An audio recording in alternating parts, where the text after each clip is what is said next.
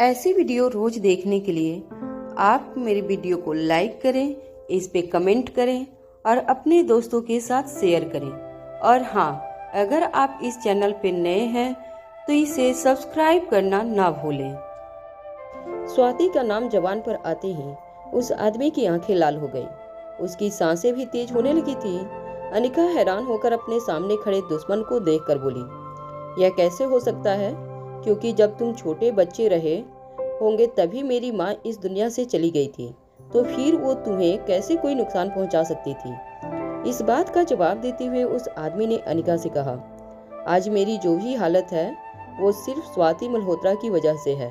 उसने अगर उस खतरनाक ड्रग को बनाया नहीं होता तो आज मेरी यह हालत नहीं होती। तुम्हें यह लगता है कि मैं हैवान बन चुका हूँ।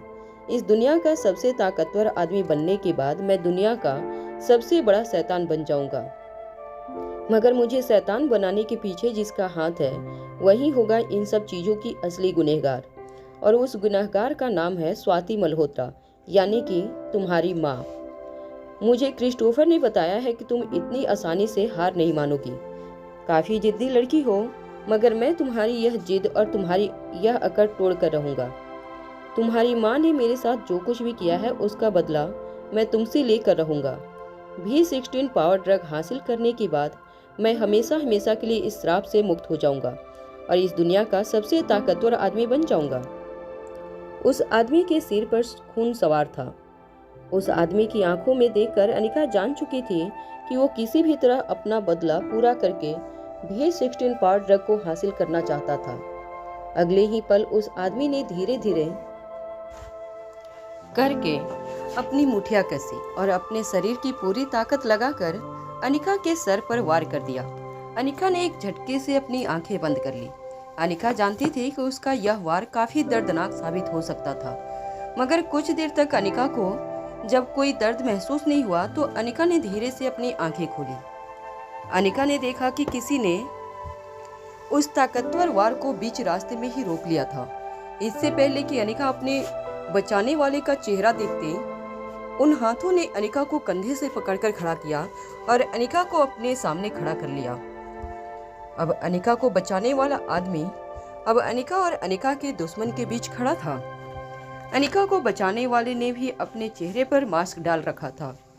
अनिका भले ही उसका चेहरा नहीं देख पा रही थी, मगर अनिका का हाथ पकड़ने और उसके चलने और रहने तरीके से अनिका को पता लगा लिया था कि उसे बचाने वाला और कोई नहीं बल्कि रोहित था।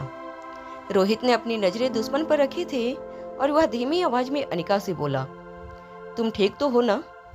हालांकि अनिका को बहुत चोट लगी थी, लेकिन अनिका ने रोहित को जवाब में कहा, हाँ मैं बिल्कुल ठीक हूँ, तुम मेरी बिल्कुल फिक्र मत करो, मगर यह आदमी काफी खतरनाक है, हमें किसी भी तरह इसे रोकना होगा। रोहित ने अनिका का हाथ पकड़ते हुए कहा, डरो मत, अब मैं आ गया हूँ। रोहित और अनिका की तरफ देखते हुए वो आदमी जोर जोर से हंसने लगा। अपनी हंसी कंट्रोल करते हुए उस आदमी ने अनिका और रोहित से कहा, तुम दोनों लैला मजनू को अपने ऊपर कुछ ज्यादा ही भरोसा है। तुम लोग शायद नहीं जानते कि मैं कितना ताकतवर हूँ। तुम दोनों के लिए मैं अकेला ही काफी हूँ। जैसे ही उस आदमी ने अपनी बात पूरी की, अनिका ने रोहित के बिल्कुल पास खड़े होते हुए अपनी बात पूरी की, तो फिर आजमा कर देख लेते हैं। अनिका की बात पूरी होते ही रोहित और अनिका ने उस आदमी पर अटैक कर दिया। वो आदमी सच में काफी ताकतवर था। ताकतवर होने के साथ साथ उसके बॉडी मूवमेंट्स भी बहुत क्विक और एजाइल थे। वो आदमी अकेला ही अनिका और रोहित दोनों पर भारी पड़ रहा था। यह देखते ही अनिका और रोहित दोनों ही समझ गए थे कि उनका दुश्मन कोई आम इंसान नहीं था, बल्कि सच में कोई सुपर ह्यूमन था। हालांकि वह बहुत शक्तिशाली था, लेकिन वह अभी तक रोहित और अनिका को पूरी तरह से नहीं हरा पाया था। रोहित और अनिका दोनों टीम बनाकर उस आदमी पर बारी बारी से अटैक कर रहे थे और वो आदमी भी काफी तेजी से अपना डिफेंस कर रहा था। अनिका को अपनी जिंदगी में पहली बार यह एहसास हुआ था कि वह कमजोर थी। अनिका आज से पहले कोई ऐसे दुश्मन से नहीं मिली थी जो उससे भी ज्यादा पावरफुल और ताकतवर हो। उस आदमी से लड़ते हुए अनिका को एक बात का और एहसास हो चुका था कि अगर V16 पावर ड्रग आम लोगों के हाथ लग जाए तो यह सिचुएशन दुनिया के लिए कितनी खतरनाक हो सकती थी। अगर V16 पावर ड्रग का फार्मूला क्रिस्टोफर जैसी खतरनाक गैंग के हाथों लग जाए तो वह दुनिया के लिए काफ़ी बड़ी मुसीबत साबित हो सकती थी और यह दुनिया काफ़ी तेज़ी से अपने कदम अंत की ओर बढ़ाने लगती। एक छोटा सा पावर ड्रग 100 न्यूक्लियर बॉम्ब से भी ज़्यादा तबाही फैला कर रख सकता था। उस आदमी के साथ लड़ते लड़ते रोहित को भी एक बात का एहसास हो गया था कि ज़्यादा देर तक उस आदमी से लड़ना अनिका और रोहित के लिए नामुमकिन था। उस आदमी की स्पीड और ताकत दोनों ही काफ़ी ज़्यादा थी। न सिर्फ उस आदमी की स्पीड और ताकत रोहित और अनिका से ज़्यादा थी, बल्कि उसका स्टेमिना भी रोहित और अनिका दोनों के मुकाबले कई ज़्यादा बढ़ चुका था। रोहित और अनिका दोनों ही यह बात अच्छी तरह से जानते थे कि भले ही यह सब कुछ पावर ड्रग के कारण हो रहा था, लेकिन इस वक्त उसे हराना अनिका और रोहित दोनों के ही बस में नहीं था। रोहित ने अपनी शरीर की पूरी ताकत लगाकर उस आदमी को गर्दन से पकड़कर जमीन पर पटकने की कोशिश की। जैसे ही उस आदमी के कदम लड़खड़ाए, अनिका की तरफ देखकर रोहित ने कहा, हमारे पास वक्त बहुत कम है, जल्दी करो। रोहित का इशारा मिलते ही अनिका समझ गई थी कि उसे वक्त रहते V16 पावर ड्रग को सेफ डिपॉजिट से निकालना होगा। तब तक रोहित को अकेला ही उस आदमी का मुकाबला करना होगा। रोहित की बात सुनते ही अनिका दौड़कर सेफ डिपॉजिट लॉकर के भेल तक पहुंची। अनिका ने पहले ही बैंक के सिस्टम को हैक करके वॉल्ट का पासवर्ड हैक कर लिया था। दरवाजे पर बने एक डिजिटल लॉक में जब अनिका ने पासवर्ड डाला तो लॉकर का दरवाजा अपने आप खुलने लगा। अनिका अच्छी तरह से जानती थी कि अकेले रोहित उस आदमी को संभालना बहुत मुश्किल था, मगर इस वक्त अनिका के पास कोई चारा नहीं था। एलेक्जेंडर को बचाने के लिए किसी भी तरह अनिका को उस सेफ डिपॉजिट लॉकर से V16 पावर ड्रग को बाहर निकालना था। रोहित पूरी जान और ताकत लगाकर अपने दुश्मन के साथ लड़ता रहा। हालांकि उस आदमी के आगे रोहित अकेला काफी कमजोर साबित हो रहा था, मगर किसी तरह रोहित ने अपने दुश्मन को अभी तक अनिका के पास पहुंचने से रोक रखा था। जैसे ही उस आदमी ने देखा सेफ डिपॉजिट का दरवाजा खुल रहा था, उस आदमी ने रोहित को जोर से जमीन पर धकेलते हुए अकेले उस सेफ डिपॉजिट वॉल्ट के पास जाने की कोशिश शुरू कर दी। मगर रोहित ने भी अपने शरीर की पूरी ताकत लगाकर उस आदमी के पैर को मजबूती से पकड़ लिया। ऐसा करते ही वो आदमी जोर से जमीन पर गिर गया। रोहित और उस आदमी के बीच अब फाइट पहले से ज़्यादा इंटेंस हो गई थी।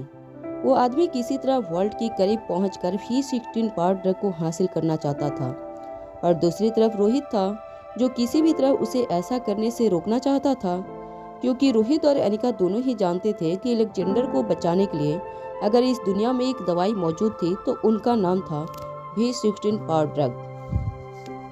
सेफ डिपॉजिट वॉल्ट का दरवाजा खुलते ही अनिका ने वॉल्ट के अंदर चली गई। 006 नंबर के लॉकर को ढूंढने के बाद अनिका उसके पास चली गई। उस लॉकर पर भी एक छोटा सा सिक्योरिटी बॉक्स लगा हुआ था, जिसका पासवर्ड स्वाति मल्होत्रा ने अपने क्लू के जरिए अनिका को बताया था। अनिका की बर्थ डेट ही उस हैकर का पासवर्ड था। अनिका ने जैसे ही पासवर्ड दबाया, अनिका को एहसास हुआ कि लॉक खुल चुका था। बाहर रोहित के साथ लड़ रहे रोहित के और अनिका के दुश्मन ने रोहित को दीवार पर पटकना शुरू कर दिया था। उस आदमी को पता चल चुका था कि अनिका ने सेफ वॉल्ट के अंदर जाकर लॉकर को खोल दिया था। वो आदमी किसी भी हालत में अनिका को V16 पावर ड्रग लेकर बैंक से निकलने नहीं देना चाहता था, इसलिए अपनी पूरी ताकत लगाकर उसने रोहित को गर्दन से पकड़ा और गुस्से में उसे जमीन पर पटकना शुरू कर दिया। रोहित भी अपनी पूरी ताकत लगाकर अपने आप को बचाने की कोशिश करने लगा। तभी अचानक रोहित की नज़र अपने सामने पड़े एक बड़ी सी आयरन रॉड की तरफ पड़ी। रोहित ने बड़ी चालाकी से उस आयरन रॉड को अपने हाथ में पकड़ लिया और जोर से अपने दुश्मन के सर पर मार दिया। आयरन रॉड का वार लगते ही दुश्मन ने अपना सर पकड़ लिया और वह चक्कर खाकर जमीन पर गिर गया। अंदर सेफ डिपॉजिट लॉकर के सामने खड़ी अनिका ने बड़ी सावधानी से 006 नंबर का लॉकर खोला। जब अनिका ने लॉकर के अंदर देखा तो उसके होश उड़ गए। लॉकर के अंदर एक टाइप बम को फिट किया गया था, जिसमें 20 सेकंड का टाइमर ट्रिगर हो चुका था। अनिका अच्छी तरह से समझ चुकी थी कि यह स्वाति मल्होत्रा का एक ट्रैप था। अनिका यह भी जानती थी कि बिना पासवर्ड के उस लॉकर को खोला जाता तो वहीं के वहीं वो बॉम्ब एक्सप्लोड हो जाता। यानी अनिका की जगह अगर कोई भी 16 पावर ड्राइव तक पहुंचने की कोशिश करता तो वो कभी खुद ड्रग को हासिल नहीं कर पाता। उस बॉम्ब के ठीक बगल में एक छोटा सा बॉक्स पड़ा था। जब अनिका की नज़र उस बॉक्स पर पड़ी तो अनिका समझ गई थी कि जरूर उस बॉक्स के अंदर भी 16 पावर ड्रग मौजूद है। मगर वो बॉक्स लेकर बाहर निकलने के लिए अनिका के पास वक्त बहुत कम था। 20 सेकेंड का ट्रिगर पहले ही शुरू हो चुका था। इसका मतलब यह था कि काउंटर पर जब 20 सेकेंड पूरी होंगे तो बम एक्सप्लोड कर दिया जाएगा। अनिका अच्छी तरह से जानती थी कि स्वाति मल्होत्रा काफ़ी दूर की सोच रखती थी, मगर अनिका ने कभी यह एक्सपेक्ट नहीं किया था कि स्वाति मल्होत्रा ने इतना खतरनाक ट्रैप बिछाया होगा। जब अनिका ने उस लॉकर से निकलकर उस बॉक्स को अपने हाथ में लिया तो अनिका को यह एहसास हुआ कि रोहित भी ठीक अनिका के पीछे खड़ा था। रोहित भी सब कुछ देखकर सारा मामला समझ चुका था। रोहित जानता था कि बॉक्स लेकर बाहर निकलने के लिए अनिका और रोहित के पास सिर्फ 20 सेकेंड का टाइम था। जैसे ही अनिका का हाथ पकड़कर उस वॉल्ट से निकलते हुए रोहित ने अपने सामने देखा तो उसकी नज़र अपने दुश्मन के ऊपर पड़ी। अनिका और रोहित का दुश्मन ठीक दरवाजे पर खड़े होकर उन दोनों का रास्ता रोककर खड़ा था। दुश्मन के चेहरे से खून बह रहा था, लेकिन फिर भी उसके चेहरे पर दर्द का कोई नामो निशान नहीं था। रोहित और अनिका की तरफ देखकर गहरी आवाज में उसे ऑर्डर देते हुए कहा, वो बॉक्स मेरे हवाले कर दो, वरना आज का दिन तुम दोनों के लिए आखिरी दिन होगा। अनिका ने उसे समझाते हुए कहा, देखो कुछ ही देर में यहाँ बम एक्सप्लोड हो जाएगा और हम तीनों यहीं के यहीं जलकर खाक हो जाएंगे। इस बात का जवाब देते हुए उस आदमी ने कहा, तुम दोनों मेरी फिक्र मत करो, अब अपनी चिंता करो और चुपचाप वो बॉक्स मेरे हवाले कर दो। अनिका और रोहित दोनों जानते थे कि उसके पास वक्त बहुत कम था। धीरे धीरे टाइमर पर एक एक सेकंड कम हो रहा था। इससे पहले कि अनिका कुछ सोच पाती या समझ पाती, रोहित ने अनिका के हाथ से वो बॉक्स छीन लिया और अपने सामने खड़े दुश्मन की ओर उस बॉक्स को उछाल दिया। रोहित को ऐसा करते देख अनिका बहुत हैरान हो गई। स्वाति मल्होत्रा ने जो बॉक्स अनिका के लिए छोड़ा था, अब वो बॉक्स उसके दुश्मन के हाथों लग चुकी थी। अनिका बड़ी हैरानी के साथ रोहित की तरफ देख रही थी। जब रोहित ने अनिका को धकेलते हुए उस आदमी के पैरों के पास पटक दिया था। दरवाजे पर खड़े अनिका और रोहित के दुश्मन के हाथ में जब वो बॉक्स लगा तो वो मुस्कुराते हुए उस बॉक्स को लगातार देखने लगा। फिर अचानक जब रोहित ने अनिका को दुश्मन के पैरों के पास पटक दिया तो उसकी नजरें उस बॉक्स से हटकर अनिका पर पड़ी। रोहित की इस हरकत को देखकर वह हैरान रह गया। इससे पहले कि वो कुछ कर पाता या समझ पाता, अनिका ने जोर से दुश्मन के हाथ में पकड़े उस बॉक्स पर लात मारी और वो बॉक्स गिरकर सीधे अनिका के हाथ में आ गया। जब तक वो आदमी अनिका से बॉक्स दोबारा छीनने के लिए अपने कदम आगे बढ़ाता, रोहित तेजी से उसके पास दौड़कर आया और हवा में उछलकर रोहित ने उस आदमी के लिए सिर पर एक ताकतवर हमला कर दिया। रोहित के उस वार की वजह से वो आदमी अपना सर पकड़कर वहीं पर बैठ गया। अनिका और रोहित अच्छी तरह से जानते थे कि बहुत जल्द उन्हें वो बॉक्स लेकर उस कमरे से निकलना था, क्योंकि कुछ ही सेकंड बाद सेफ डिपॉजिट में लगा वो बॉम्ब एक्सप्लोड होने वाला था। अनिका को इस वक्त अपनी जान से ज्यादा एलेक्जेंडर की जान की फिक्र थी। अनिका जानती थी कि अगर वह भी 16 पावर ड्रग का डोज लेकर एलेक्जेंडर के पास नहीं पहुंची तो एलेक्जेंडर की जान बचाना बहुत मुश्किल हो सकता था। मगर रोहित और अनिका का दुश्मनी इतनी आसानी से हार मान लेने वालों में से नहीं था। वो इतनी आसानी से रोहित और अनिका को वो बॉक्स लेकर बाहर नहीं जाने देने वाला था। भले ही उसके सर पर रोहित ने बहुत जोर से वार किया था, लेकिन इसके बावजूद भी उसने दरवाजे को मजबूती से पकड़ा हुआ था। रोहित और अनिका को अगर उस वर्ल्ड से बाहर निकलना था तो किसी तरह पहले उस आदमी के साथ मुकाबला करना उसके लिए जरूरी था। लेकिन अब अनिका के लिए एक पल भी उस कमरे में रुकना नामुमकिन था। ठीक उसी समय अनिका ने सीधे उस आदमी के कंधे पर एक लात मारी और वार में इतनी ज्यादा ताकत थी कि वो खतरनाक और ताकतवर दुश्मन भी अपना कंधा पकड़कर हैरानी से अनिका को देखने लगा। वो समझ नहीं पा रहा था कि अनिका में अचानक से इतनी ताकत कहां से आई थी। मगर यह बात सिर्फ एक माँ ही जानती थी कि अपने बच्चे को बचाने के लिए वो क्या नहीं कर सकती थी। अनिका के अटैक के बावजूद उस आदमी ने दरवाजे पर बनी अपनी पोजीशन नहीं छोड़ी थी। तभी रोहित ने देखा कि टाइम बॉम्ब पर लगा टाइमर अब सिर्फ 10 सेकंड बता रहा था। रोहित को जल्द से जल्द कुछ करने की जरूरत थी।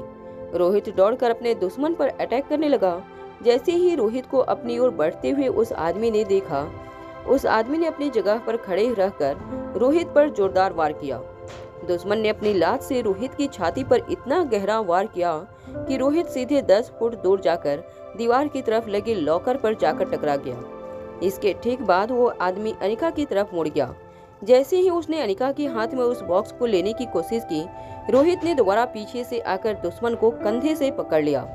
रोहित ने इतनी मजबूती से उसे पकड़ा हुआ था कि आगे बढ़ना उसके लिए भी बेहद मुश्किल हो रहा था।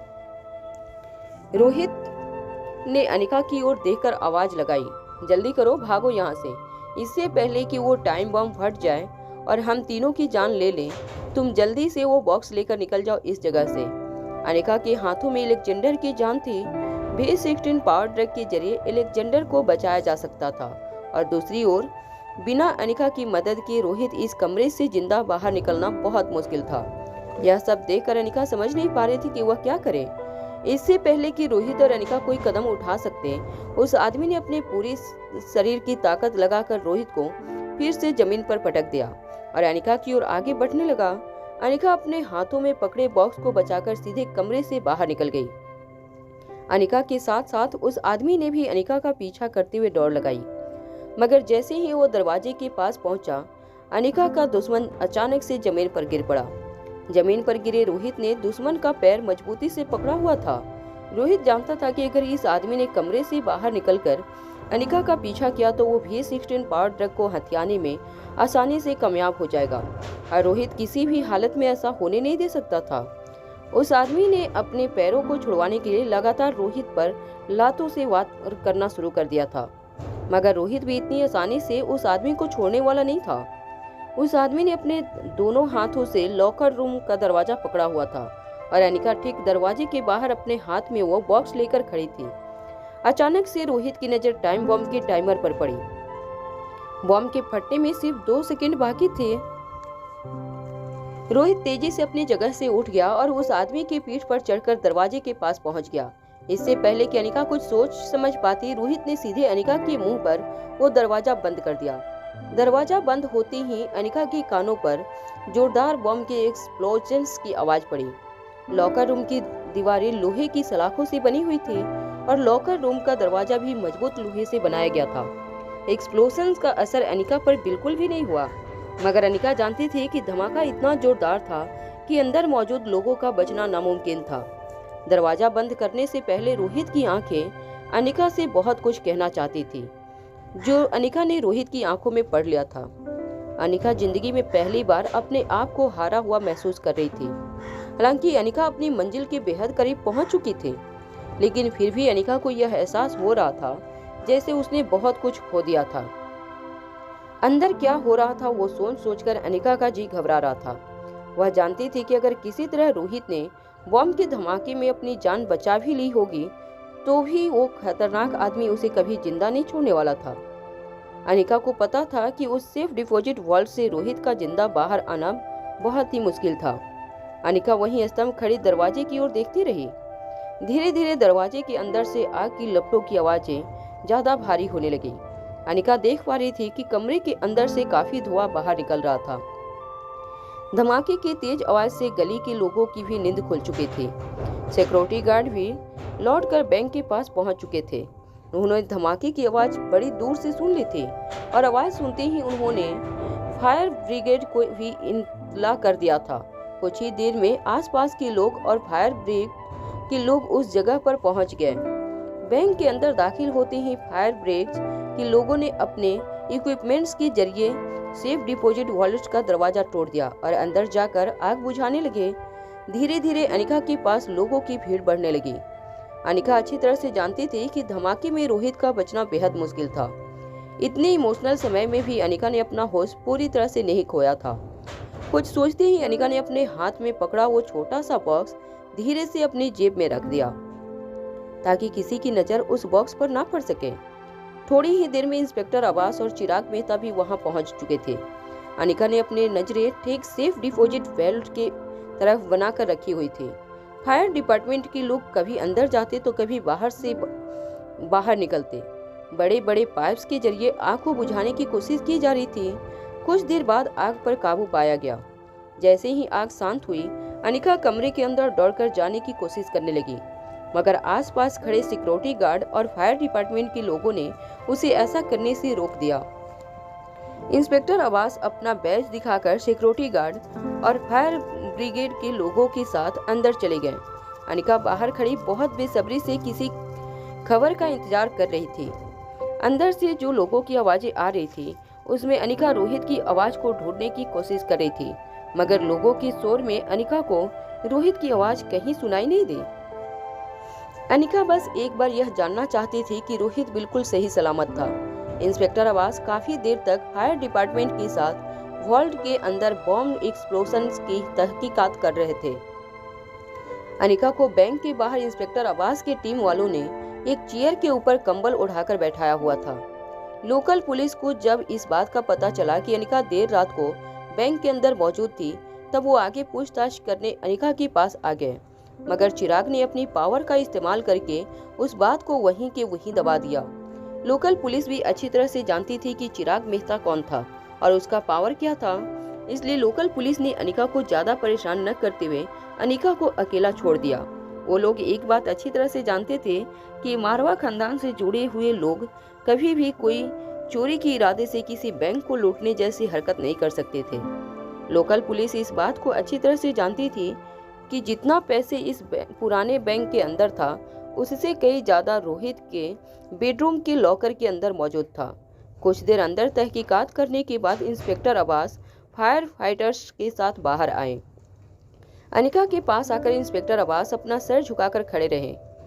तभी अनिका ने उठकर इंस्पेक्टर अब्बास से पूछा, रोहित ठीक तो है ना? इंस्पेक्टर अब्बास ने धीमी आवाज में अनिका से कहा, देखो अनिका, बहुत ही जबरदस्त बम ब्लास्ट हुआ है। इतने भारी मेटल से बने लॉकर भी पूरी तरह से बर्बाद हो चुके हैं और हमें बहुत ही दुख के साथ कहना पड़ रहा है, लेकिन कमरे के चारों ओर हमें खून के धब्बे नजर आ रहे हैं। इंस्पेक्टर अब्बास की यह बात सुनकर अनिका धीरे धीरे फिर से अपनी जगह पर जाकर बैठने लगी थी। अनिका वो बात नहीं सुनना चाहती थी जिसे कहते हुए इंस्पेक्टर अब्बास हिचकिचा रहे थे, मगर इंस्पेक्टर अब्बास जानते थे कि उन्हें किसी भी हालत में अपना फर्ज पूरा करना था। अपनी बात आगे बढ़ाते हुए इंस्पेक्टर अब्बास ने अनिका से कहा, देखो अनिका, बात दरअसल यह है कि हमें अंदर एक लाश मिली है। वो लाश पूरी तरह से जली हुई है।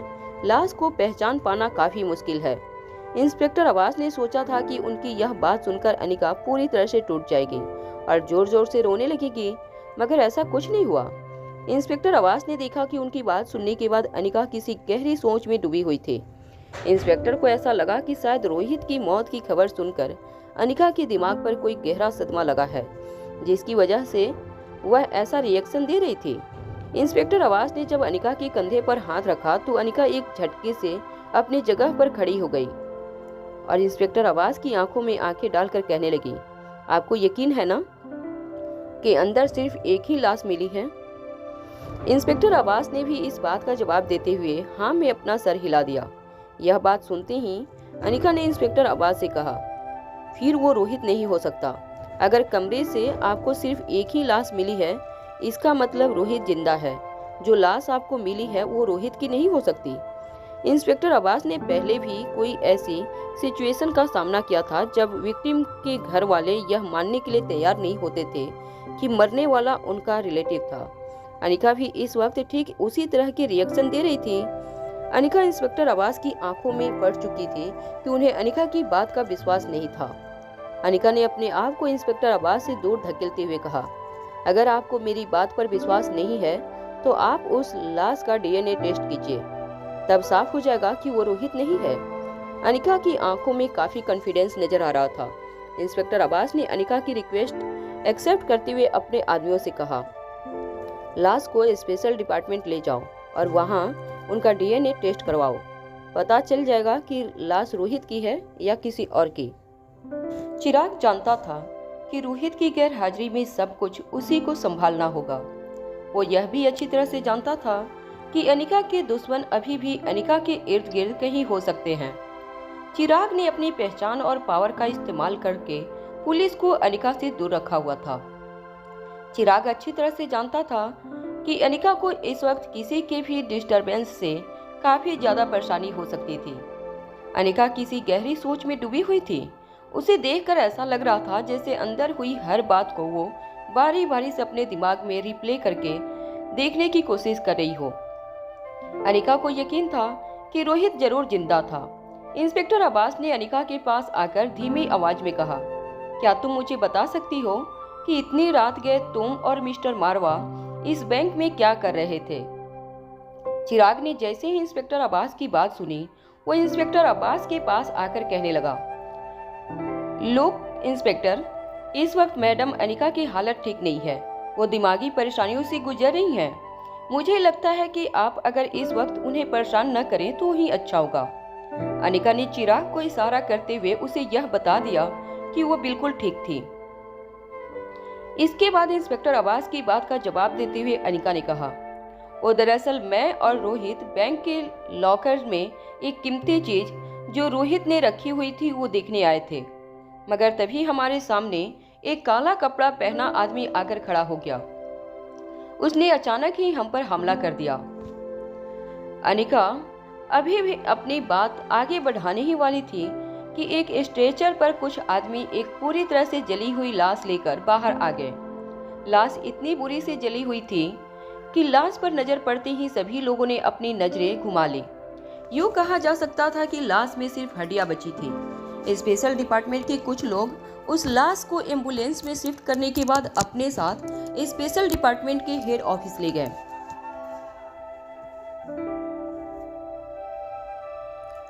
इंस्पेक्टर अब्बास भी अनिका के साथ अपनी जीप में हेड ऑफिस के लिए रवाना हो गए।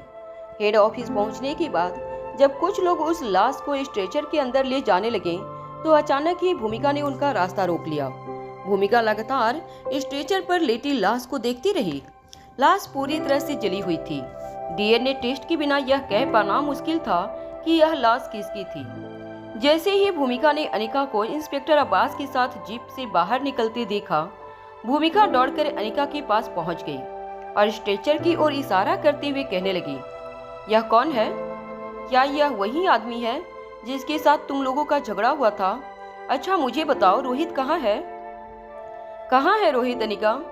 अनिका के पास भूमिका के सवालों का कोई जवाब नहीं था। वह खुद नहीं जानती थी कि रोहित कहाँ था और क्या हुआ था आखिर उसके साथ।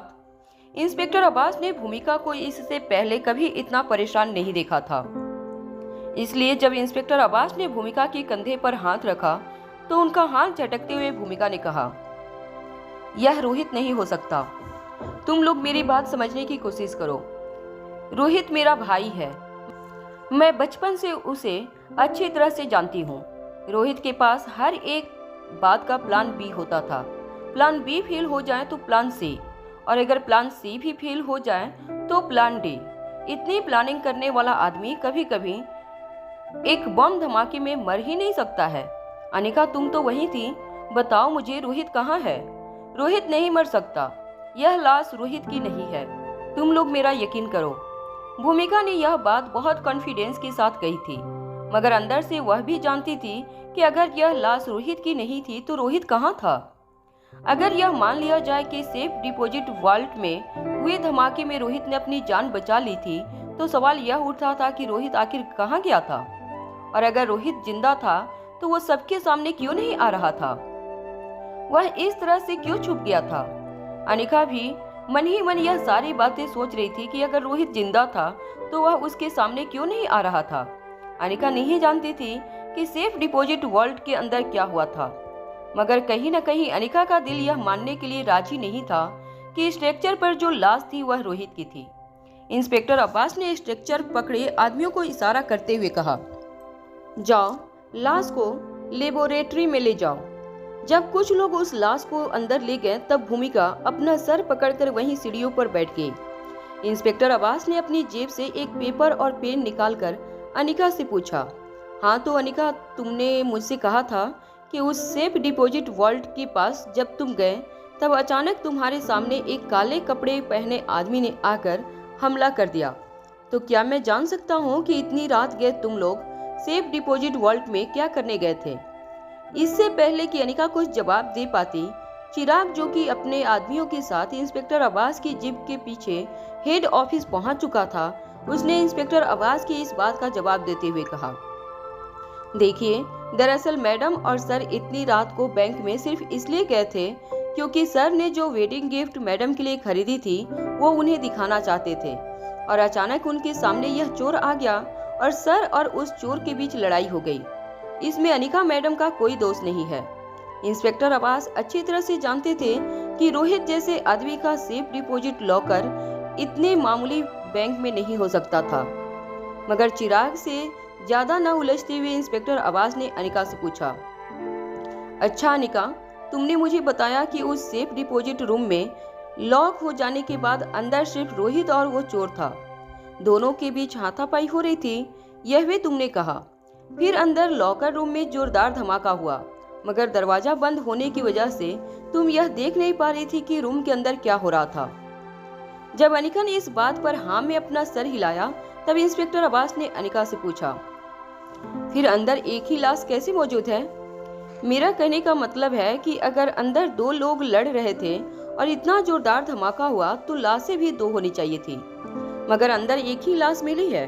इसका मतलब है कि जो दूसरा आदमी था वो फरार हो चुका है। इसका मतलब साफ है कि उस लॉकर रूम के अंदर कोई खुफिया रास्ता है जहां से उस आदमी ने अपने आप को बचाकर निकाला है।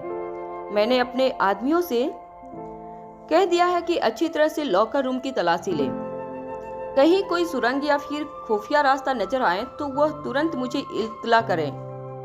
चिराग भी वहां खड़ा होकर पुलिस इंस्पेक्टर की हर बात को ध्यान से सुन रहा था। वो नहीं चाहता था कि अनिका कोई ऐसा वैसा जवाब देकर खुद को किसी मुसीबत में फंसा ले। इंस्पेक्टर अब्बास ने अपनी बात आगे बढ़ाते हुए अनिका से कहा, तो तुम जब मिस्टर मारवा के साथ उस डिपॉजिट वॉल्ट में गई तब तुमने वहां क्या देखा? क्या मिस्टर मारवा ने अपने सेफ डिपॉजिट से तुम्हें कुछ निकाल कर दिया? इंस्पेक्टर अब्बास का सवाल सुनते ही अनिका एक गहरी सोच में डूब गई। उसे समझ नहीं आ रहा था कि वह इंस्पेक्टर अब्बास की इस बात का क्या जवाब दे। अनिका ने इंस्पेक्टर अब्बास की ओर देखकर कहा, वो उन्होंने मुझे। इससे पहले कि अनिका अपनी बात आगे बढ़ा पाती, इंस्पेक्टर अब्बास ने अनिका से आगे पूछा, क्या मैं वो चीज देख सकता हूँ जो मिस्टर मारवा ने तुम्हें दी थी? इंस्पेक्टर अब्बास यह बात सुनते ही अनिका काफी हैरान हो गई। उसे समझ नहीं आ रहा था कि वह क्या करे। इससे पहले कि इस सवाल का जवाब देने के लिए चिराग अपने कदम आगे बढ़ाता, अनिका ने इंस्पेक्टर अब्बास से कहा, वो चीज भी वो चोर लेकर भाग गया। दरअसल रोहित जो मुझे दिखाना चाहते थे वह एक छोटे से बॉक्स में थी और वो बॉक्स वो चोर लेकर चला गया है। अनिका का जवाब सुनकर चिराग ने एक राहत भरी सांस ली थी। चिराग अच्छी तरह से जानता था कि इस सिचुएशन में अनिका ने जो जवाब दिया था वह सही था। अनिका के रिएक्शन देखकर इंस्पेक्टर अब्बास इतना तो समझ गया था कि बात इतनी सीधी नहीं थी जितना अनिका दिखाने की कोशिश कर रही थी, मगर अनिका के साथ इंस्पेक्टर अब्बास कोई सख्ती नहीं बरतना चाहते थे। इंस्पेक्टर अब्बास को जब एक कॉल आया तो वह अनिका और चिराग से कुछ दूर जाकर फोन पर किसी से बात करने लगा। काफी लंबी बातचीत करने के बाद इंस्पेक्टर अब्बास फिर से अनिका और चिराग के पास आ गए। इंस्पेक्टर अब्बास ने अनिका से कहा, मेरे आदमियों ने उस पूरी जगह की अच्छी तरह से छानबीन कर ली है। उस लॉकर रूम के अंदर एक खुफिया रास्ता है जहां से बाहर निकाला जा सकता है।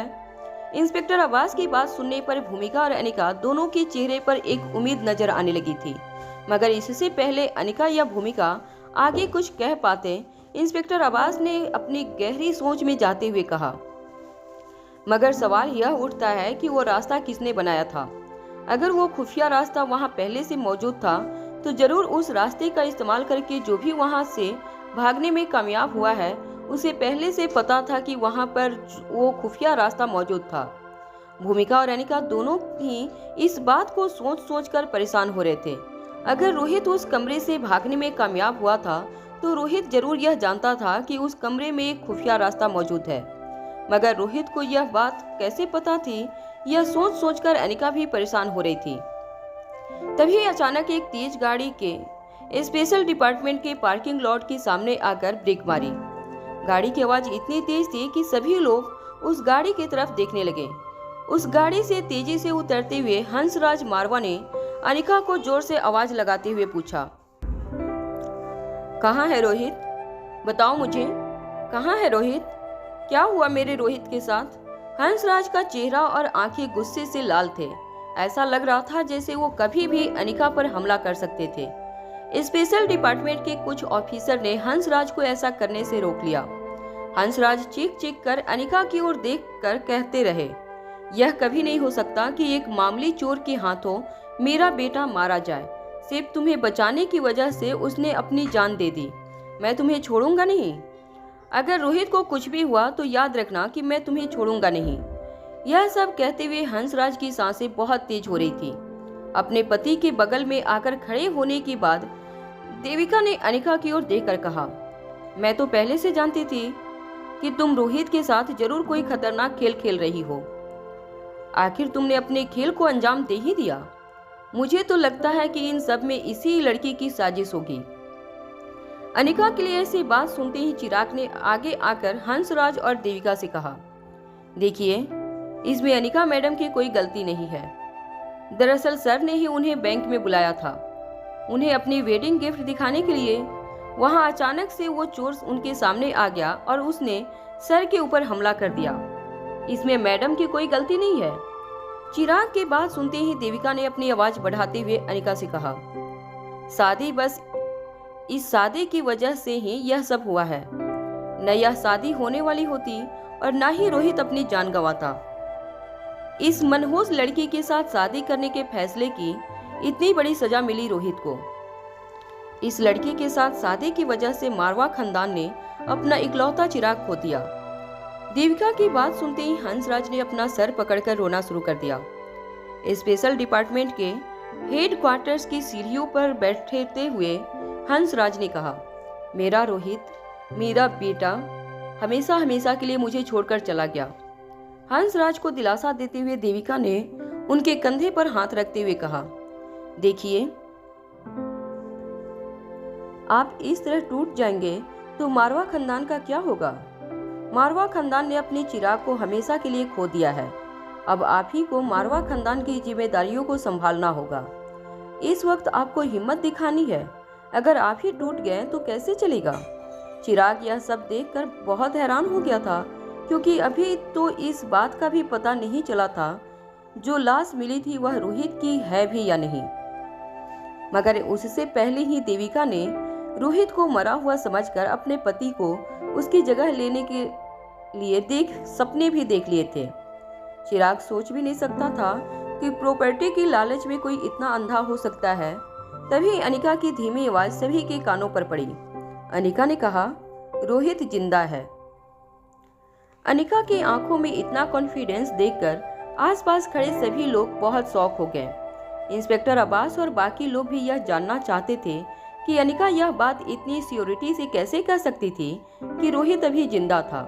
क्या अनिका के पास रोहित के जिंदा होने का कोई सबूत था, या फिर इन सब चीजों से अनिका के दिमाग पर कोई गहरी चोट लगी थी जिसकी वजह से अनिका इतनी बहकी बहकी बातें कर रही थी?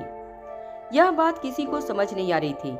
अनिका की बात खत्म होते ही देविका ने अनिका के पास आकर कहा, अगर यह बात सच है तो बताओ हमें, कहाँ है रोहित? क्या तुमने उसे कहीं छुपा कर रखा है? आखिर बताओ क्या हुआ है तुम्हारे बीच कि रोहित इतना बड़ा हादसा हो जाने के बावजूद हम सबके सामने नहीं आ रहा है? सच तो यही है कि तुम्हारी वजह से रोहित अपनी जान गंवा चुका है। वरना बताओ, अगर रोहित जिंदा है तो क्यों वह छुपा है? आखिर क्यों हम सबके सामने नहीं आ रहा? देविका की बात सुनकर हंसराज के रोने की आवाज और ज्यादा बढ़ने लगी थी। हंसराज के पीठ पर हाथ फेरते हुए देविका ने हंसराज से कहा, चुप हो जाओ, मेहरबानी करके शांत हो जाओ। मैंने तुमसे कहा ना कि अगर तुम ही इस तरह टूट गए तो मारवा खानदान का क्या होगा? मारवा खानदान किसी रियासत से कम नहीं और रियासत को अब एक नए बादशाह की जरूरत है। देविका की बात सुनते ही भूमिका ने अपनी आवाज बढ़ाते हुए देविका से कहा, यह आप क्या कह रही हैं? यहाँ मेरा भाई लापता है और आपको इस वक्त कंपनी की मालिकाना हक की पड़ी है। यह किस तरह की बातें कर रही हैं आप? भूमिका की बात का जवाब देते हुए देविका ने कहा, तुम्हारा भाई लापता नहीं है, तुम्हारा भाई मर चुका है। तुम यह बात समझ क्यों नहीं पा रही हो? इस लड़की अनिका की वजह से हम सब ने हमारे लाडले और चहेते रोहित को हमेशा हमेशा के लिए खो दिया है। भूमिका और देविका के बीच एक बहुत बड़ी बहस छिड़ने वाली थी कि तभी हेडक्वार्टर्स से पोस्टमार्टम की इंचार्ज डॉक्टर बाहर इंस्पेक्टर अब्बास को मिलने आए। इंस्पेक्टर अब्बास के साथ डॉक्टर कुछ बातें करने लगे। जैसे ही बाकी लोगों की नज़र डॉक्टर पर पड़ी, सभी लोग तेजी से डॉक्टर के पास आ गए। भूमिका की आंखों से आंसू छलक रहे थे, मगर भूमिका की आंखें डॉक्टर पर टिकी थी। भूमिका जानना चाहते थे कि डीएनए टेस्ट का आखिर क्या रिजल्ट आया था। जो लाश मिली थी, क्या वो सच में रोहित मारवा की थी या फिर वो लाश किसी और की थी? यह बात जानने के लिए सभी लोग बेचैन थे। इंस्पेक्टर अब्बास ने डॉक्टर से पूछा, क्या हुआ डॉक्टर, क्या पता चला कि वो लाश किसकी है?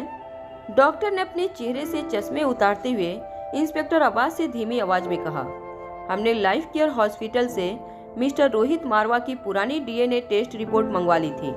अभी अभी जिस लाश का पोस्टमार्टम हमने किया है, उस लाश का डीएनए टेस्ट सैंपल हमने जब टेस्ट किए तो नए डीएनए रिपोर्ट और लाइफ केयर हॉस्पिटल से भेजी गई रिपोर्ट मैच करती है। डॉक्टर की यह बात सुनते ही इंस्पेक्टर अब्बास के चेहरे का रंग उतर गया। डॉक्टर ने अपनी बात आगे बढ़ाते हुए कहा, इसका मतलब साफ है कि इस वक्त हमारी कस्टडी में जो लाश है वो मिस्टर रोहित मारवा की है। डॉक्टर की बात सुनते ही भूमिका एक जोर की चीख लगाकर जमीन पर गिरकर जोर जोर से रोने लगी। भूमिका को यकीन नहीं हो रहा था कि उनके कानों में अभी अभी जो बात सुनी थी वो सच थी। हंसराज मारवा भी अपनी गाड़ी के बोनट पर सर पटक पटक कर जोर जोर से रोने लगा। देविका उन्हें शांत करने की कोशिश कर रही थी। चिराग और मारवा ग्रुप ऑफ इंडस्ट्रीज के बाकी साथी अपना सर झुकाकर खड़े रहे। उन्हें यकीन नहीं हो रहा था कि मारवा ग्रुप ऑफ इंडस्ट्रीज का बॉस अब उनके बीच नहीं रहा था। इन सब के बीच सीढ़ियों पर बैठी अनिका बिल्कुल शांत नजर आ रही थी। अनिका की आंखों में एक अलग ही बेचैनी दिखाई दे रही थी। ऐसा लग रहा था जैसे वो बैंक के अंदर हुए हादसे को बारी बारी से अपने आंखों के सामने फिर से लाने की कोशिश कर रही थी। अनिका की आंखों में न कोई आंसू थे और न ही रोहित के गुजर जाने का कोई गम नजर आ रहा था। डॉक्टर इंस्पेक्टर अब्बास को जो भी इंस्ट्रक्शन दे रहे थे, इंस्पेक्टर अब्बास बड़े ही गौर से वो सारी बातें सुन रहे थे। इंस्पेक्टर अब्बास की नजरें अनिका पर बनी हुई थी। अनिका के रिएक्शन को देखकर इंस्पेक्टर अब्बास को कुछ ठीक नहीं लग रहा था। रोहित की मौत के बारे में सुनकर आसपास खड़े सभी लोग काफी सदमे में थे, मगर अनिका के चेहरे पर उन्हें कोई इमोशंस नहीं नजर आ रहे थे।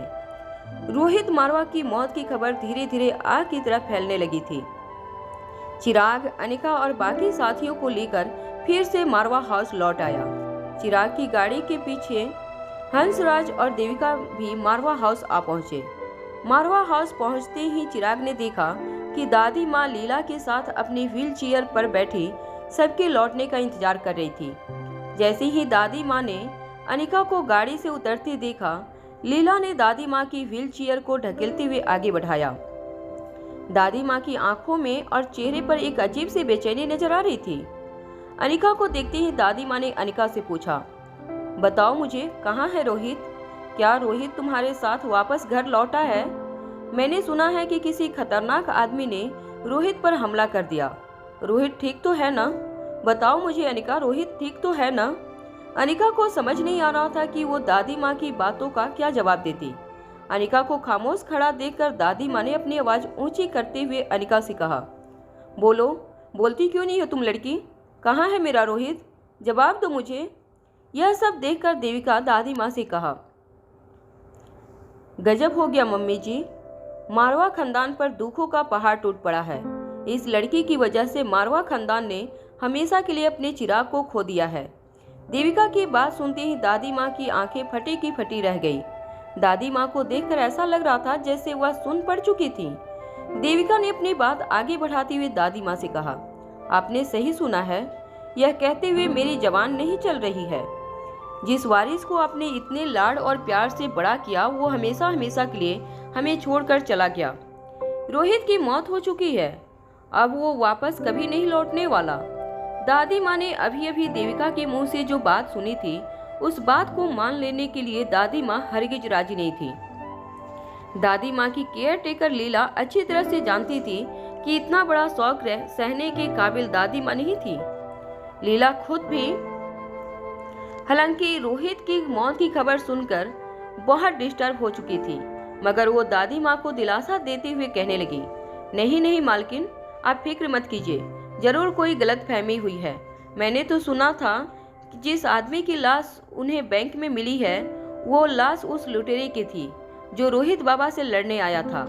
आप फिक्र मत कीजिए, रोहित बाबा को कुछ नहीं हुआ होगा, वह जरूर मिल जाएंगे। लीला की बात सुनते ही हंसराज मारवा ने रोती हुई आवाज में दादी माँ की ओर देखकर कहा, काश लीला की बात सच होती और रोहित हमें वापस मिल जाता, मगर ऐसा नहीं होगा, ऐसा कभी नहीं होने वाला है। हमने हमारे रोहित को खो दिया है, मैंने अपने बेटे को हमेशा हमेशा के लिए खो दिया है। हंसराज मारवा को दिलासा देते हुए देविका ने उनके कंधे पर हाथ रखते हुए कहा, मैंने कहा ना आपसे, आप शांत हो जाइए। आप अगर इस तरह से टूट जाएंगे तो इस परिवार को कौन संभालेगा? मारवा खानदान को और मारवा कंपनी को आपकी जरूरत है। रोहित ने इतने सालों अच्छी तरह से इस परिवार को और कंपनी को संभाला है। अब रोहित के जाने के बाद आप ही को रोहित का अधूरा सपना पूरा करना है, आप ही को रोहित की जगह लेनी है। रोहित के मौत के बाद मारवा परिवार की बागडोर फिर से आपको संभालनी होगी। मैं तो जब से इस देश में आई हूँ तब से कह रही हूँ कि इस लड़की अनिका की वजह से जरूर कुछ न कुछ अनर्थ होने वाला है, और देखो आज हम सब के सामने वो दिन आ ही गया। दादी माँ की आंखें बिल्कुल लाल हो चुकी थी और उन आंखों में आंसू बिल्कुल छलकने को थे। दादी माँ फटी हुई आंखों से सिर्फ अनिका को देखती रही। अनिका बिल्कुल किसी स्टैचू की तरह दादी माँ के आगे खड़ी रही। अनिका के चेहरे पर न कोई दुख के एक्सप्रेशन थे और न ही किसी बात का पछतावा नजर आ रहा था। जब देविका ने दादी माँ को अनिका को इस तरह से गुस्से से देखते हुए नोटिस किया तो वो दादी माँ के पास आई और दादी माँ के कंधे पर हाथ रखते हुए बोली, आप भी अपने आप को संभालिए। मैं जानती हूँ मारवा खानदान पर जो मुसीबत की पहाड़ बनकर टूटी है, उस मुसीबत से बाहर निकालना हम सबके लिए इतना आसान नहीं होने वाला है, मगर आप फिक्र मत कीजिए। आपका पोता आपसे छीन लिया गया है तो क्या हुआ, आपका बेटा अभी भी आपके साथ खड़ा है। हंसराज सब कुछ ठीक कर देंगे, सब कुछ पहले की तरह हो जाएगा, मुझे उनके ऊपर पूरा यकीन है।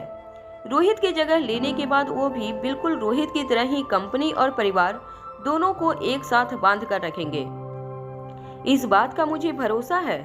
देविका अच्छी तरह से जानती थी कि दादी माँ को मारवा परिवार की आन बान और इज्जत कितनी प्यारी थी। सालों पहले दादी माँ ने अपने बेटे को छोड़कर अपने पोते को सिर्फ इसलिए चुना था क्योंकि वो जानती थी कि रोहित की मारवा खानदान का फ्यूचर था और रोहित ही मारवा खानदान का वारिस था। अब रोहित की मौत के बाद देविका को यकीन था कि दादी माँ की सारी उम्मीदें अब हंसराज मारवा पर टिकेगी। दादी माँ काफी देर तक सिर्फ अनिका की तरफ देखती रही।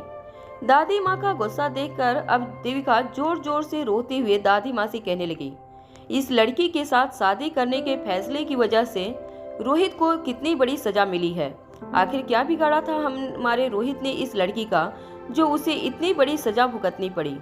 जरा देखो रोहित की दादी माँ को, जरा देखो रोहित के पापा को, दोनों कितने टूट चुके हैं।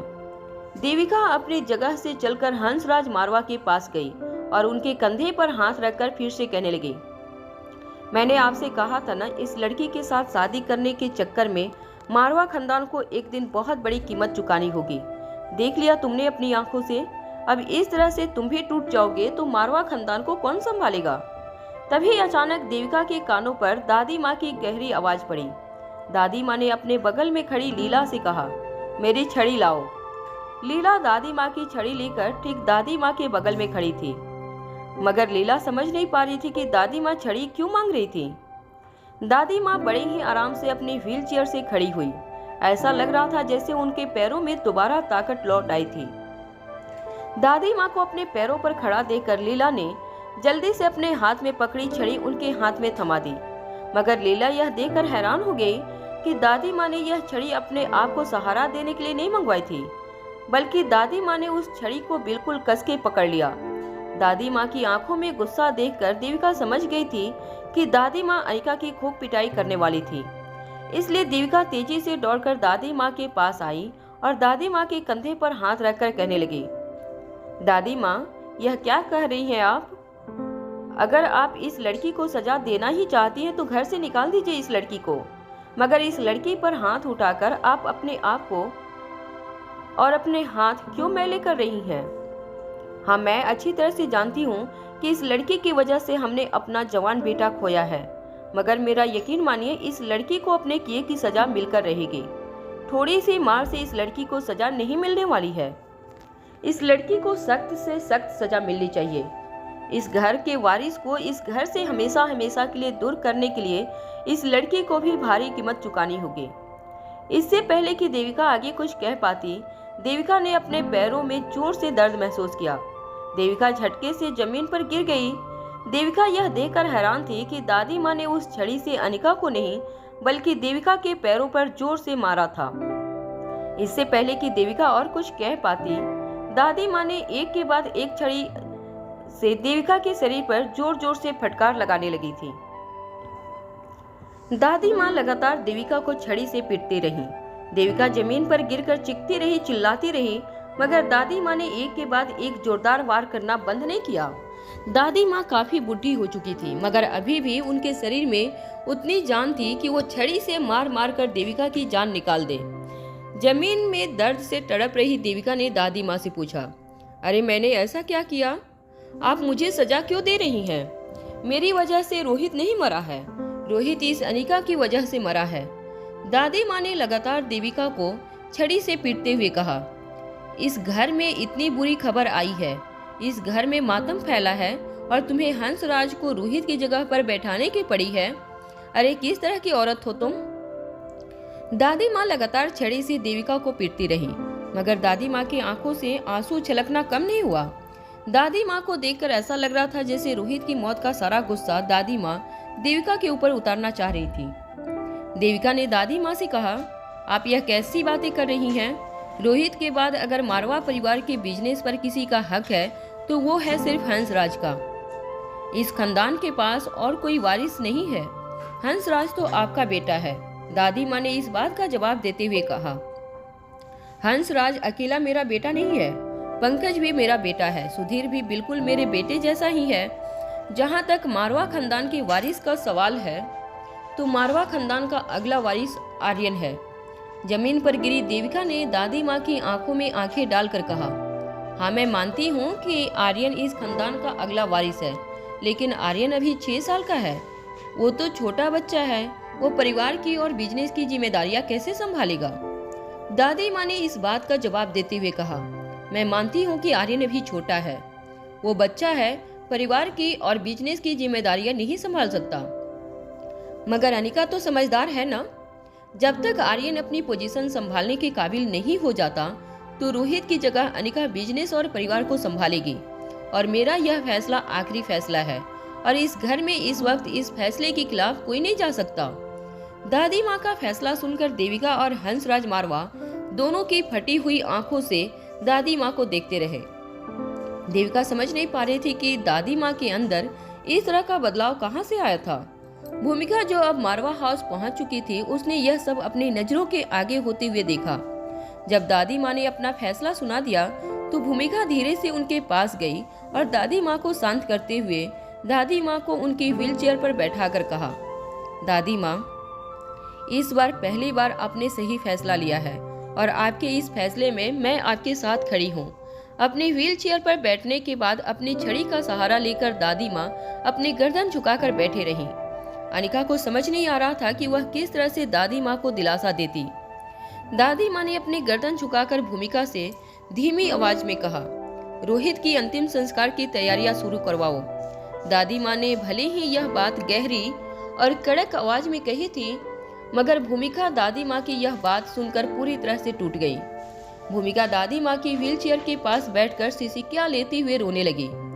दादी माँ को देखकर ऐसा लग रहा था जैसे उनकी आंखों से आंसू पूरी तरह से सूख चुके थे। मारवा हाउस में जैसे ही रोहित के अंतिम संस्कार की तैयारियां शुरू हुई, अनिका बच्चों के पास रोहित के विला में वापस लौट आई।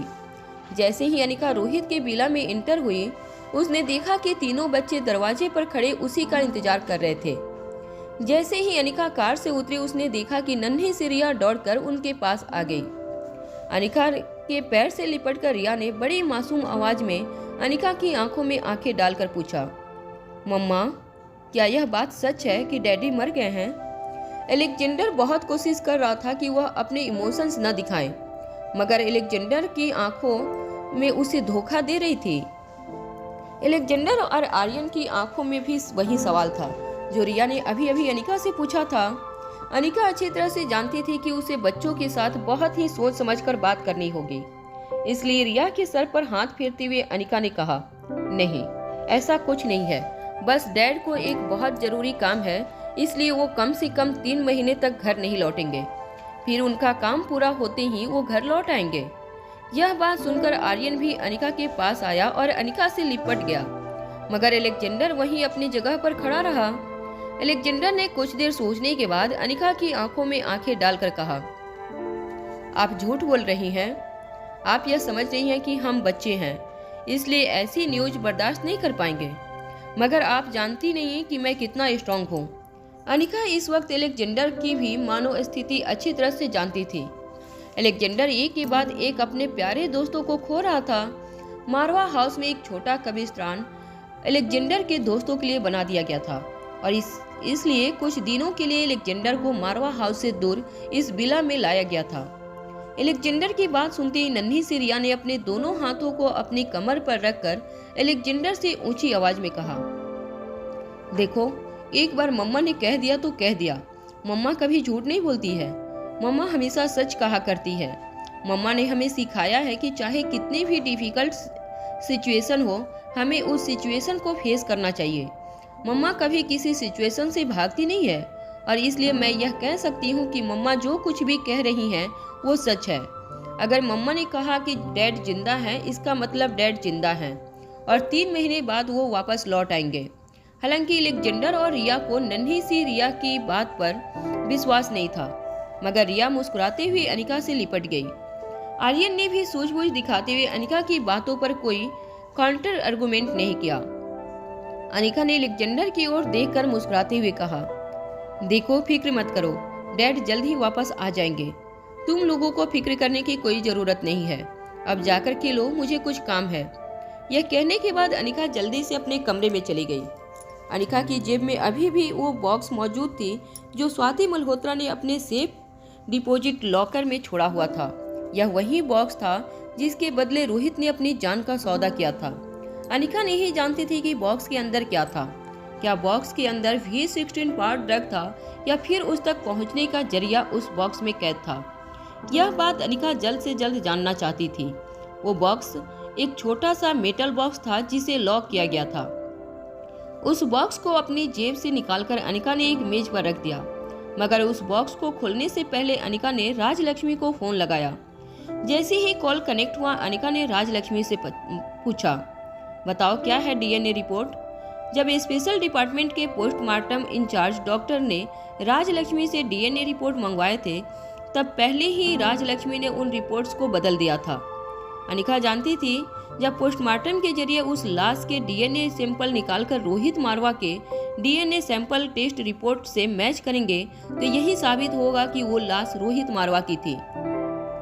चिराग ने अपनी पावर का इस्तेमाल करके सेफ डिपॉजिट लॉकर में पाई गई डीएनए सैंपल पहले ही राजलक्ष्मी को लाइफ केयर हॉस्पिटल भिजवा दिए थे, जिसके जरिए राजलक्ष्मी ने पहले ही रोहित मारवा के नाम से एक नकली डीएनए रिपोर्ट बनाया था जो उस लाश के असली डीएनए के साथ मैच हो गया था और यह आसानी से साबित हो गया था कि जो लाश मिली थी वो रोहित मारवा की थी। मगर फिर भी एक बार राजलक्ष्मी के साथ बात करके अनिका इस बात की तसल्ली कर लेना चाहती थी। जब अनिका ने पूछा कि वो डीएनए रिपोर्ट क्या दिखा रही थी, तो राजलक्ष्मी ने जवाब देते हुए कहा, मैडम, आप चिंता मत कीजिए, वो लाश रोहित मारवा की नहीं है। राजलक्ष्मी के मुंह से यह बात सुनते ही अनिका ने एक लंबी राहत भरी सांस छोड़ी। अनिका यह बात अच्छी तरह से जानती थी कि रोहित इतनी आसानी से दम नहीं तोड़ सकता था। अनिका बस एक बार राजलक्ष्मी के मुंह से सच्चाई सुनकर एक बार तसल्ली कर लेना चाहती थी। जब रोहित ने अचानक ही अनिका को उस काले कपड़े वाले दुश्मन की तरफ फेंका था, तब रोहित ने धीरे से अनिका के कान में कहा था, मुझ पर भरोसा रखना। इसके बाद अनिका कुछ सोच पाती या समझ पाती, रोहित ने अपने आप को उस दुश्मन के साथ लॉकर रूम में बंद कर लिया। अनिका को बस लॉकर रूम के लॉक होने की आवाज आई और फिर उसके बाद एक जोरदार धमाका हो गया। अनिका नहीं जानती थी कि रोहित की एक्चुअल प्लानिंग क्या थी, लेकिन अनिका इतना जरूर जानती थी कि वो अगर किसी के ऊपर इस दुनिया में सबसे ज्यादा भरोसा कर सकती थी तो वो था रोहित। हालांकि रोहित ने अनिका को अपनी प्लानिंग नहीं बताई थी, मगर फिर भी अनिका यह समझ चुकी थी कि यह सब जरूर रोहित ने खुद ही प्लान किया था। मगर अनिका यह नहीं समझ पा रही थी कि रोहित ने अपनी ही मौत की प्लानिंग क्यों की थी। क्यों रोहित साबित करना चाहता था कि जो लाश मिली थी कमरे से वो रोहित मारवा की थी। रोहित मारवा क्यों छुपा था, यह बात भी अनिका की समझ के बाहर थी। बार बार कमरे में हुए हादसे के बारे में जब अनिका सोचने लगी, तब अनिका को यह भी ख्याल आया कि कहीं लॉकर के अंदर जो टाइम बॉम्ब फिट किया गया था वो कहीं रोहित मारवा ने तो नहीं फिट किया था। और अगर ऐसा था तो क्या रोहित पहले से जानता था कि स्वाति मल्होत्रा ने उस पुराने बैंक के लॉकर में V16 पावर ड्रग तक पहुंचने का जरिया छुपाया था। अनिका यह तो समझ गई थी कि यह सब कुछ रोहित की चाल थी, मगर अनिका यह नहीं समझ पा रही थी कि आखिर रोहित ने यह चाल क्यों चली थी। इससे पहले कि अनिका अपने सामने रखा वो मेटल का बॉक्स खोलने की कोशिश करती, अनिका का अचानक फोन बजने लगा। अनिका ने देखा कि आशीष उसे कॉल लगाने की कोशिश कर रहा था। जैसे ही अनिका ने कॉल रिसीव किया, आशीष ने अनिका से पूछा, मैंने सुना कि मिस्टर रोहित मारवा। आशीष आगे कुछ भी बोलने से पहले रुक गया। आशीष ने अपनी आवाज धीमी करते हुए अनिका से पूछा, तुम ठीक तो हो ना? अनिका ने भी बड़े कैजुअली आशीष के इस सवाल का जवाब देते हुए कहा, हाँ मैं भी बिल्कुल ठीक हूँ। इससे पहले कि आशीष अनिका से आगे कुछ कहता, क्रिस्टोफर ने आशीष के हाथ से उसका फोन छीन लिया। अचानक से अनिका के कानों पर क्रिस्टोफर की बिल्कुल रोबोटिक आवाज सुनाई दी।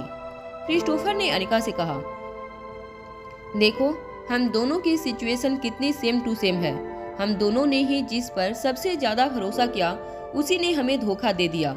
एक मैं हूँ जिसका बचपन का दोस्त उसे धोखा दे रहा है, और एक तुम हो जिसने अपने प्यार पर भरोसा किया, मगर वो प्यार उसे हमेशा हमेशा के लिए छोड़कर चला गया।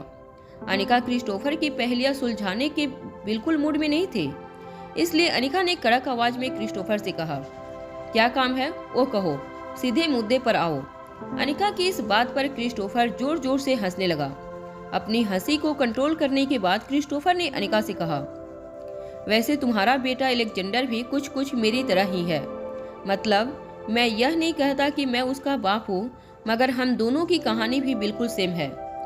मेरा मतलब कि अलेक्जेंडर के पास भी सिर्फ 2 महीने बाकी हैं जीने के लिए, और मेरे पास भी सिर्फ 2 महीने बाकी हैं जीने के लिए। तुम उसकी माँ हो, इसलिए तुमसे एक छोटा सा सौदा करना चाहता हूँ, अपनी जिंदगी के बदले अलेक्जेंडर की जिंदगी। अनिका की आंखों में के सामने स्वाति मल्होत्रा का छोड़ा हुआ मेटल बॉक्स पड़ा था, मगर अनिका समझ नहीं पा रही थी कि क्रिस्टोफर अलेक्जेंडर की जिंदगी के बदले क्या सौदा करना चाहता था।